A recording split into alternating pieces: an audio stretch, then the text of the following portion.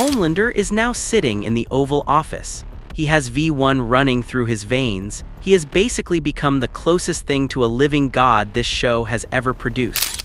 And the one guy who was supposed to stop him, his own father, Soldier Boy, handed him the syringe. Episode 7 drops tomorrow, and the teaser alone is making the internet lose its mind.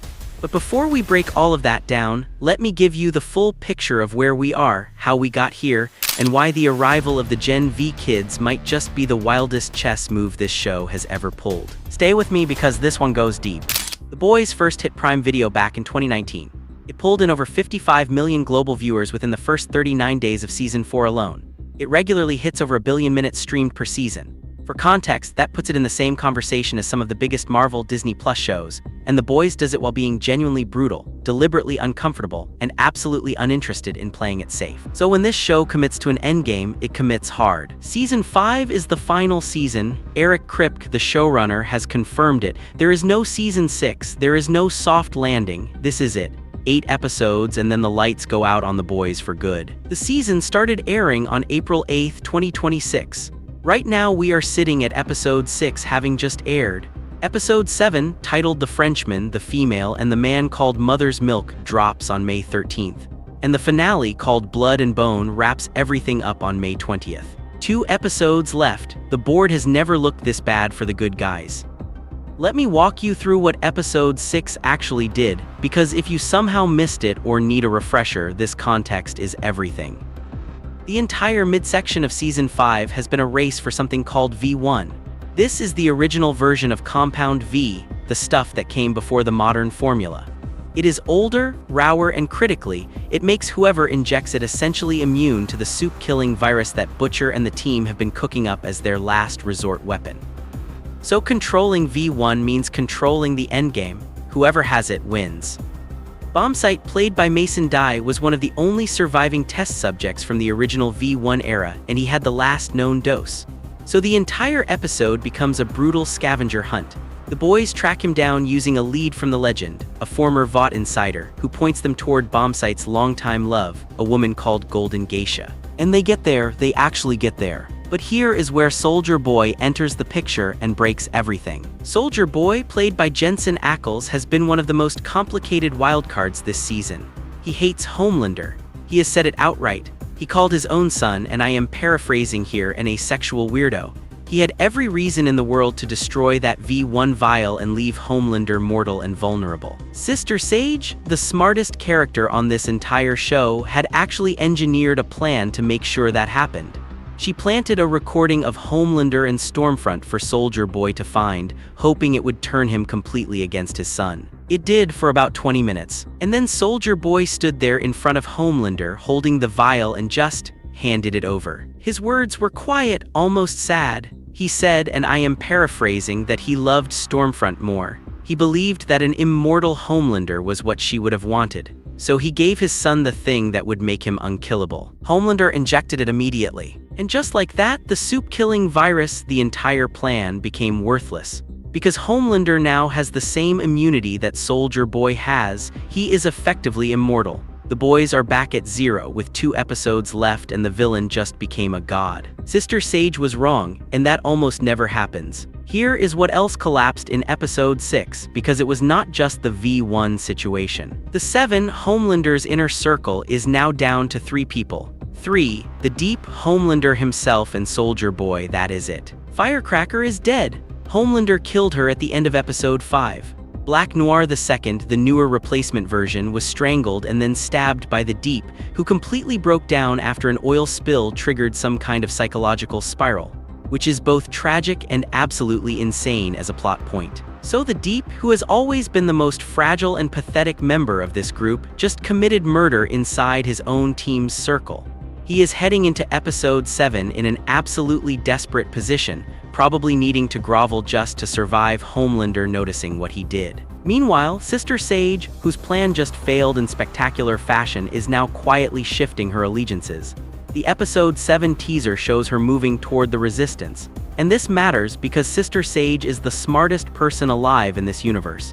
When she picks a side, she does it because she sees an angle no one else does. Butcher is still running his own private operation to bring Homelander down.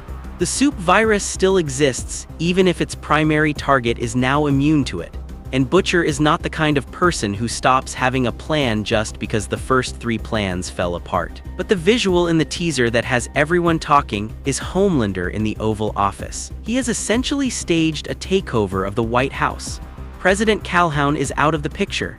The episode shows Homelander seizing the presidency itself, deposing an elected leader through sheer force and terror, with no pretense of legality, no facade of heroism, just raw, naked power. This is not a metaphor anymore. This is the show saying outright, this is what unchecked power does. It takes off the costume and walks into the room. Now, this is the part you have all been waiting for. Marie Moreau is finally here. If you watched Gen V, you know exactly who she is. If you did not, here is what you need to know as fast as possible. Marie, played by Jazz Sinclair, is a soup whose power is hemokinesis, blood manipulation. She can control blood outside the body, inside the body, use it as a weapon, use it as a tool, and in later Gen V episodes, she demonstrated the ability to actually manipulate living tissue. She healed severe wounds. She reconstructed a severed throat. She restarted a person's vital functions. She is, effectively, a bloodbender with surgical precision. And here is the critical thing about her origin. Marie is not just another campus soup who got injected with Compound V as a baby. She is a product of something called Project Odessa. She was given V at the blastocyst stage, meaning before she was even born, and her powers were specifically engineered to be, in the show's own words, God tier. The only other confirmed Project Odessa success story is Homelander. Let that sit for a moment. She was literally designed to be in the same power class as the person everyone is now trying to stop. Jordan Lee is also arriving alongside her, played by London Thor and Derek Luh, a character whose ability to shift between different physical forms makes them one of the most tactically flexible sups in the entire Gen V cast. But the fan theories have been laser-focused on Marie because of one specific question. If she can manipulate blood and living tissue with that level of precision, could she reach into Homelander's bloodstream and extract or neutralize the V1 serum? It is not a crazy idea. It is actually the most elegant solution the show could pull. No laser fight, no nuclear-level punch, just a girl with god-tier blood powers reaching into the most powerful man alive and quietly taking away the thing that makes him untouchable. However, and this is important, showrunner Eric Kripke has been very deliberate about managing expectations here. In multiple interviews, Kripke said that Marie still does not have full control over her abilities. He specifically told Variety, paraphrasing, that she is not arriving as some finished, all-powerful messiah figure, because those characters kill drama. He even referenced the Matrix sequels as a cautionary tale about what happens when your hero becomes too powerful too fast. So Marie is not showing up to end this in one clean move. She is showing up as a powerful but unfinished weapon, someone who could be decisive but also someone who could fail at the worst possible moment. And the show has kept her off-screen all season on purpose. Her name has been mentioned. Stan Edgar checked in about whether she was running late. There were deliberate breadcrumbs dropped across multiple early episodes to maintain narrative continuity with Gen V Season 2's ending. They were building to this, and now she is here with 2 episodes left and the stakes could not be higher. For a lot of viewers, this will also be the last time they ever see these characters on screen.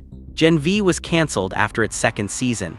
There will be no Gen V Season 3. For Marie, Jordan, Emma, Sam, Kate, this is the closing chapter. The boys is their final stage. Let me bring up the character that I think is still the most genuinely unpredictable factor in all of this. Soldier Boy. Yes, he just gave Homelander the V1. Yes, that seemed like a final, devastating choice, but think about what this show has done with him all season. His power, the one that makes him uniquely dangerous, is the ability to neutralize other subs.